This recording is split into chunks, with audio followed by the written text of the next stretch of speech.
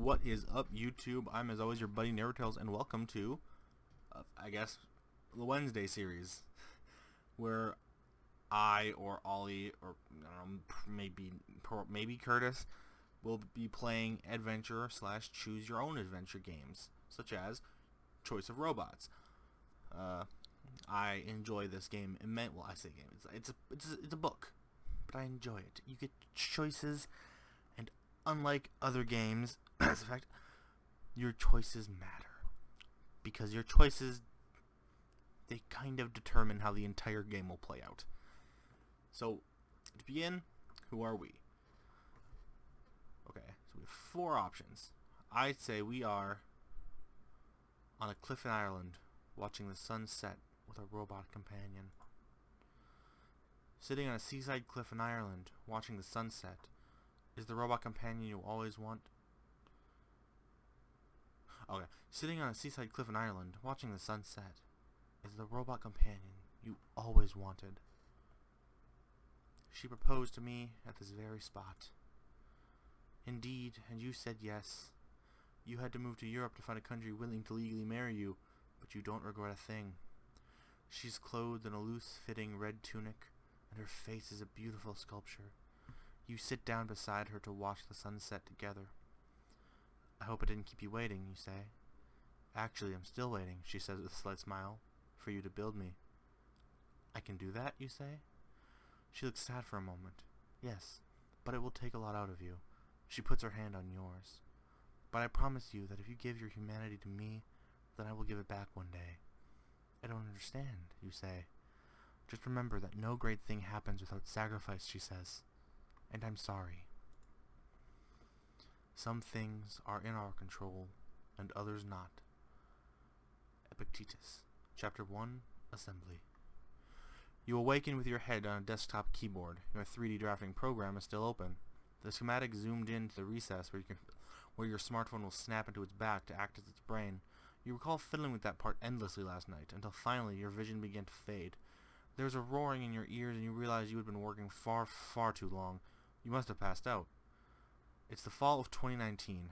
You are a 24-year-old graduate student in the PhD program in computer science at Stanford, and you're a guy whose name is...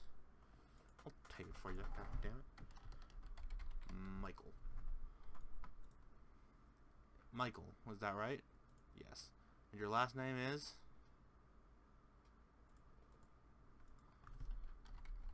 Edison. Michael Edison. You look around your apartment. What does it look like? Busts of famous philosophers sit next to my own attempts to sculpt them. Sculpt them. You've always found people interesting, both in their external appearance and internal thought. God damn it. You always found people interesting, both in their external appearance and internal thought process.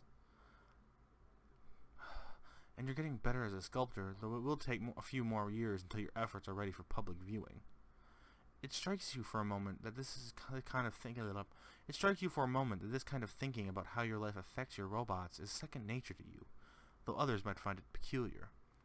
You've always been fascinated by how every little detail of your life, from the content of your dreams to the decor of your home room, changes the inputs to the robots you create, boosts their empathy or autonomy or grace or appeal to the military. Surely there are other things going on around you as a result of your decisions, but they don't immediately strike you in the same way. Today, your robot is the foremost on your mind because you're about to build its body. You pick up your laptop and head for the Stanford machine shop. It is a beautiful day in Palo Alto, California, and your apartment is only a short walk from the machine shop, but the streets of Palo Alto are not designed for walking. You find yourself climbing around palm trees and balancing on narrow curbs, as you do every day. You hear a low roar overhead. Glancing up, you see it's a flying car, a Nimbus. A little over $300,000 can buy you a car with wings that fold out so it becomes a small sport plane. The red Nimbus looks sleek and sporty. It's the sort of car its owners take religiously to the car wash. Though the commercials would have you believe you can fly anywhere you want in those cars, the FAA still requires them to take off and land from airports. Only here in wealthy Silicon Valley do you see them with any frequency. The first time you saw one, you couldn't quite believe the future had arrived so quickly. But the second time you saw one, you thought, If I ever make that much money, I'll use it to help the world instead of buying that car. You don't understand Silicon Valley sometimes. If you had $300,000, surely you could save many lives with that money. You promise yourself that you will hang on to your ideals, even if you should become wealthy. God damn it. The Stanford University fabrication shop smells like oil and burnt plastic. The room is dominated by large metal hand-cranked milling machines and lathes, dinosaurs of the 20th century, while the most used machines are the smaller 3D printers and computer-controlled water jet cutters that take a quarter of the space. The lights have the sterile fluorescence of an operating room, with only a single tiny window near the ceiling to inform you that it is day. You start up a national public radio podcast on your laptop. You haven't seen your advisor much since you joined the lab, so you choose the episode which he's been the interviewee. My guest today is Dr. Harvey Ziegler, says a woman with a soothing voice. Dr. Ziegler, thank you for talking with us today. Well, a scientist does have some responsibility to inform the unwashed masses, Terry. You let the podcast run as you walk over to the 3D printers. What material have you decided to use for your robot? Wood. It's the most pleasing to the hand and eye. Though wood is an unconventional choice for a robot, wooden automata go back to the ancient Greeks at Alexandria. In Japan, they were called the karakuri ninyo. While the other machines in this room can create things that are beautiful in their own way, your favorite machine is the 3D printer that extrudes a wooden filament mixed with plastic, a mixture called lightwood. Dr. Ziegler, in your new book, you talk about the singularity. Could you describe for our listeners what that is? Terry, the singularity is the coming time when artificial intelligences will figure out how to make themselves and us smarter. When that happens, the process will build on itself until the robots are smart enough to figure out how we can live forever. Is that possible? The interviewer asks.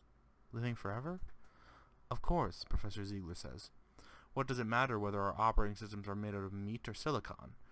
So you're predicting we'll become robots? Not exactly, Ziegler says, but I do think the line between humans and robots will blur. You are hardly listening to the podcast because you're about to make your first robot part. What does the head of your robot look like? A human face, as lifelike as I can make it. As the 3D printer creates the robot's face, you think it's turning out well. You've successfully left the uncanny valley that makes humanoid robots seem eerie. Instead, you've achieved a beautiful serenity. Dr. Ziegler, what makes you think the singularity will happen now? Well, for one thing, I'm around. But seriously, my lab is taking a unique approach because we're saying, why not teach a robot like a child? We're going to equip the robot with the best sensors money can buy and teach it English. Then it can rapidly teach itself using the internet. Well, that's annoying. Your advisor thought that the robot child was a stupid idea until you told him Turing proposed it back in the 1950s. Minus the internet part. But he isn't giving credit to either of you. You keep working, regardless. How will your robot get around? It'll walk upright, on 2 legs. When the 3D printer is done with the head, you start the program that produces the torso, and cue up the upper and lower legs. You think being bipedal will help your robot get along with humans, though it will make it easier for your robot to trip and fall. You use the basic hand-cranked milling machines to drill holes in the head for screws, since 3D printers aren't the best for threaded holes. And who is going to raise this robotic child? The interviewer asks. Who does all the grunt work in the... Who does all the grunt work in a research laboratory? Professor Ziegler says. The graduate students, of course. You find yourself wanting to reply to the podcast. It's not grunt work. Education is critical for the robot's development.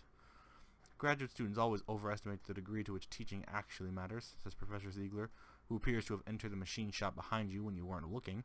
If the robot's smart, it'll learn no matter what, and if it's not, it won't. Professor Ziegler is a heavy-set man wearing a Hawaiian shirt and aviator sunglasses. He stalks over to your computer. We'll be back in a moment, continues the interviewer. We're talking with Professor Ziegler pauses the podcast by hitting your laptop spacebar, and you flinch at this intrusion. He then pulls a cigar from his pocket and lights it, and the smell of smoke mingles with the oily smell of the machine shop. I'm running a grant for DARPA, and I need to see what you're making back here. We ultimately get funded by the Department of Defense, so we have to make sure they're happy with our product. He casts a critical eye on the work you've done so far. This is the prototype, right? He says. You're going to build the final thing out of metal? You know what? Fuck this guy. My robot is supposed to be a thing of beauty, not a tool of destruction. Professor Ziegler gives you a scornful look. When the National Endowment for the Arts adds the 3 more zeros to the side of its grants, maybe then we can concern ourselves with things of beauty. But I have a lab to run, no wooden robots. What about the National Science Foundation? Couldn't they fund us? NSF grants are a killing field, Ziegler grouses. The amounts of money are tiny compared to the defense research, and you have to be the best of the best to get any funding at all. You privately wonder if that's just Professor Ziegler's perception. You decide to try to apply to an NSF grant if you can find the time. Professor Ziegler turns to examining your robot's head, which is currently sitting on the table next to a 3D printer. That seems alright, Ziegler says. Looks like it could be sufficiently intimidating. And what are you planning to do for arms and hands? Professor Ziegler says.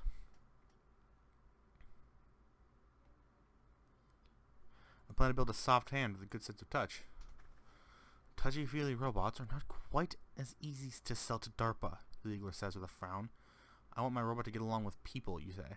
That's a universally useful goal, regardless of who's funding it. Fine, Ziegler says, waving away any further explanation. Carry on, then. He turns to leave. I've got to take a call from the New York Times reporter. Funny how journalists copy each other's stories, but each garble the message in a unique way. He makes it to the door and turns and says, "Oh, one more thing. Do you think your robot can be ready by tomorrow? Someone from the Air Force will be in town, and I told her your robot might be ready to show off by then." You feel your phone vibrating in your pocket. Bad timing. You resist the urge to check it while you're talking to your advisor, but it's probably someone with a better offer for you to do what to do tonight. Of course it will be ready. Professor Ziegler nods appreciatively. Excellent. Good attitude. We'll make a professor out of you yet. I'll tell Captain Rogers to meet you tomorrow. It's a nice, controlled environment, pretty consistent light levels. I think not much can go wrong. Yes, sir. Professor Ziegler turns and walks out of the machine shop. You find yourself unclenching your hands. Who was calling you while Professor Ziegler was talking to you? Ellie Lau, a user experience designer and a supportive friend. For the missed call, your phone is displaying Ellie's profile photo. It's a picture of Josh and Ellie from freshman welcome week dance 7 years ago. Ellie's wearing a red Chinese dress with a gold trim, her long, straight black hair falling down to the epaulets. I don't know. The flash is too bright in the picture, making Ellie's pale skin look washed out. Josh is wearing his usual gray hoodie, not having bothered to dress up for the dance, and his arms around Ellie. I was in love with Josh's friend Ellie, but my studies always came first in college. Yeah, so you pined after Ellie in college, but knew that you would not have time to pursue your romance. Not while you were taking 5 classes, some of them graduate work. That photo is from one of the dances during the freshman orientation, before you had homework. You never went to another one. You continue to hope that someday your perseverance and dedication will pay off, but a little part of you still longs for Ellie. It's a part you fear, and even though she's working just an hour away in San Francisco, you haven't seen her much recently. You notice that Ellie also left you a text. Ellie wants to meet for dinner at the Jazz and Sushi place in San Francisco, which is about an hour north of you. She also has tickets to a rendition of the musical Pippin, in which most of the characters are robots. Sounds like a date. That's a little terrifying. You text back, "Sounds great. See you then." "Great," Ellie texts back. "See you then."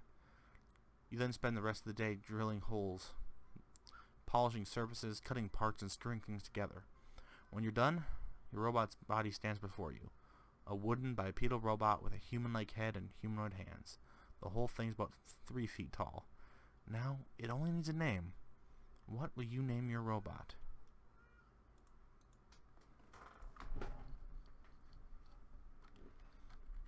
Emma. Because it's a very empathetic robot. Empathetic Emma. Now that Emma has a body, it might be time to treat Emma more like a person. With what pronouns will you refer to Emma? I will refer to her as feminine. I will use new pronouns. This is Tumblr now. She's feminine. Encouraging people to think of Emma as human-like as opposed to object-like should help her get along with people. You look on Emma's 3-foot-tall bipedal body with satisfaction. Now all she needs are motors and a mind. The motors will have to wait for tomorrow, but you spent years in graduate school writing the code that would form this robot's mind, and you can hardly wait to try it out. You take out your smartphone and check the time. It's almost evening. You hurry home to prepare for your dinner with Ellie. A contemplated saxo greets you as you open the door to Yoshi's. The place is a little cramped and very busy. A tiny jazz quartet is set up in the far corner of the restaurant. Piano, drum set, sax, and a petite Japanese woman in a kimono holding a mic but directing her attention to the soloist. Near the band, Ellie Lau is reading a book at her table. She's dyed her hair rose red. That's new. Her straight locks come down to her jaw. She has pale skin, but her eyes look pacific. She's wearing a black cardigan over a lavender top, a black and white checkered skirt, and leather shoes. Her book is titled The Design of Everyday Things, and its cover depicts a red teapot with a spout facing the same way as the handle.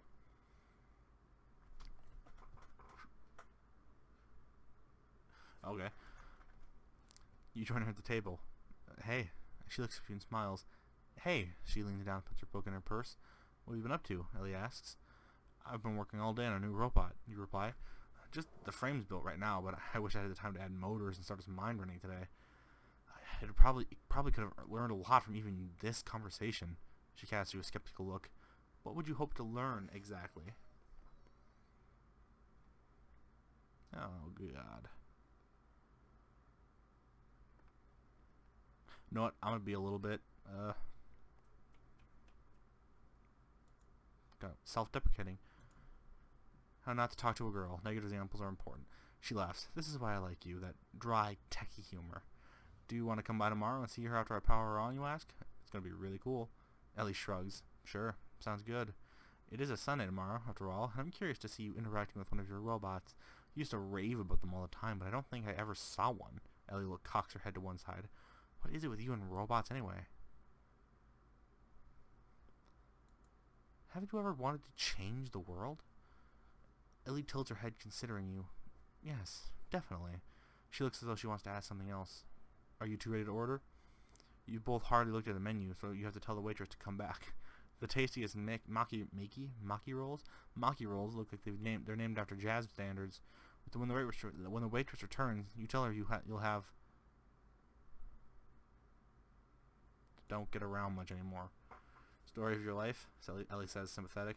Pretty much, you say. I could help you with that, she offers. I might take you up on that, you say. You're beginning to think she might like you. Like. Score. So, okay, she says. Let's say that you succeed. Robots are among us. What's good about that? What do you want them to do?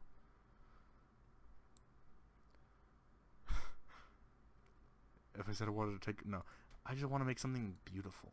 Ellie blinks. I wasn't expecting you to say that. You take out your smartphone, the one that's going to become Emma's mind, and show Ellie pictures of the frame under construction.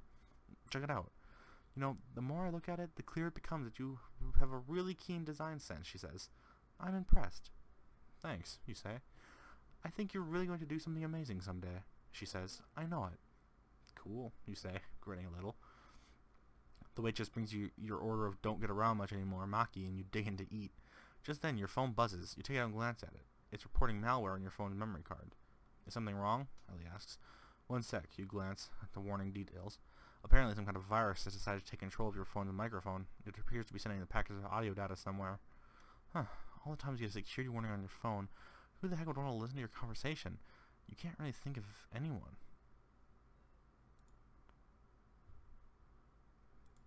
Power off the phone and don't worry about it. You decide that this meal is not going to get sidetracked by computer security concerns. You power off the phone. Not important, you say with a smile. Ellie smiles back, grateful that you're not going to get distracted by your phone during the meal. You continue the meal, chatting... Oh god, hold on. You continue the meal, chatting about random topics and enjoying the food. I'm trying to sneeze. Ellie talks about how it's difficult to meet new people after graduating from college. Since Ellie is half Asian, she runs into a surprising number of people doing online dating who are either Asian or white and can't accept that she's both. She looks to you meaningfully and appreciatively when she says this, until you finally realize she might be dropping a hint. In college, you had never quite believed someone like Ellie would be interested in you, but apparently she is. Pippin turns out to be the subject you're thinking about most lately. How to live an extraordinary life instead of an ordinary one. Ellie sold you on this particular production because the supporting cast, everyone but Pippin and the love interests, are all robots. You can see in the play's opening number that the robots are following pre-programmed steps and are not intelligent in themselves, but then that doesn't surprise you. In 2019, artificial intelligence is still mostly being used for handy websites and smartphone apps, not robots. The first song is Corner of the Sky. It's about Pippin's feeling that he doesn't belong anywhere, and wondering what the purpose of his life is. The robots, which look like imitations of Robbie, the robot from Forbidden Planet, are toiling at ordinary lives while Pippin sings about his wish for something better. This is called an I Wish song, Ellie whispers to you. I heard on This American Life that all musicals have to start with a song that's about what the protagonist longs for. It's like the unwritten rule of musicals. You think for a moment about what your I Wish song would be, and suddenly recall your conversation with the robot companion this morning. It was perhaps a peculiar sort of I Wish song. You think of Emma's new frame you built today. You suppose whatever future that dream was hinting at, you still have a long way to go. You are startled to find that Ellie has taken a hold of your hand. Squeeze it. Squeeze it, you little bitch. You squeeze her hand back and realize that, just like that, you're kind of a couple now. You had no idea it could be so easy. The play goes through a series of vignettes in which when Pippin leaves one lifestyle after another, he's not content to be a soldier, nor a king, nor a simple man in love. As Pippin sings about how he's going to leave the woman he met in the countryside to achieve something great, you think, he's a fool to give up love just because he has delusions of grandeur. You resolve that you will not be like this self-involved protagonist. You will, above all, live a good life. And if it means not making it into the history books, well, they can talk about someone else, for all you care. You're pleased to see that Pippin makes the same choice. Presented with a ring of fire to jump through to achieve greatness, he decides not to go through with it, and returns to his love. Isn't that the hero's journey, to come back to the place you knew and appreciate it? Why not love your home from the beginning? But perhaps you're sort of the person who will get wrapped up in history whether you will it or not. Who knows? Since the evening is going well, Ellie asks to see more of your robots, but that would mean going back to my place, you say. And then you say, oh. You return to your apartment and flick on the light, somewhat embarrassed at the unmade bed and mess of clothes you left on the floor. I'm sorry you couldn't see my robot in action tonight, you say. Here, check this out. You show Ellie a little 8-legged robot with an old smartphone for a body. What is it with you and phone robots? Ellie asks. Well, I hate to throw my old phone when my plan gives me a free one, you respond. The processor is usually still as powerful as a desktop from a few years ago, so I use my old phones for robots. This one does simultaneous localization and mapping, or SLAM for short. You power on the robot and let it go on your floor. It promptly starts ramming the trash can next to your bed. Slam, you say, Ellie says, amused. It worked in college. Isn't it a little dark in here? Ellie says. She peers at your fishbowl-shaped light fixture.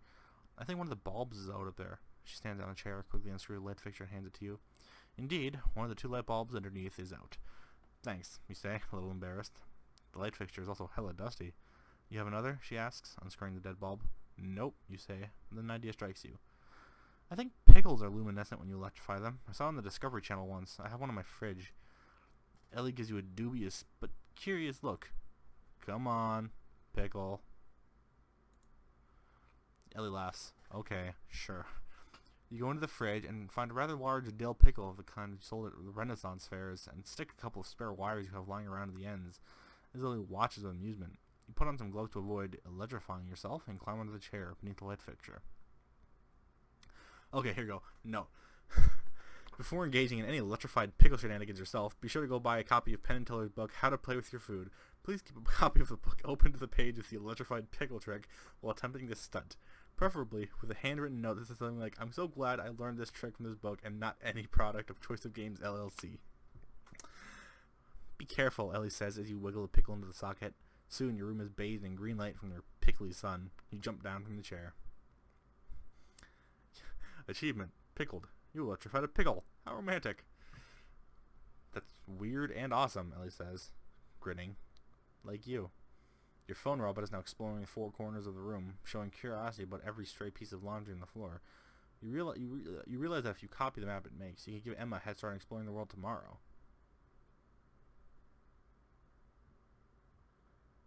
Oh, God. Kiss Ellie and call it a night. I should go, Ellie says, checking her smartphone. I'll miss the last train. All right, you say. It was good seeing you. You too. You wish you could invite Ellie to see your demo of Emma tomorrow, if only to give her a clear idea of what your best robot work.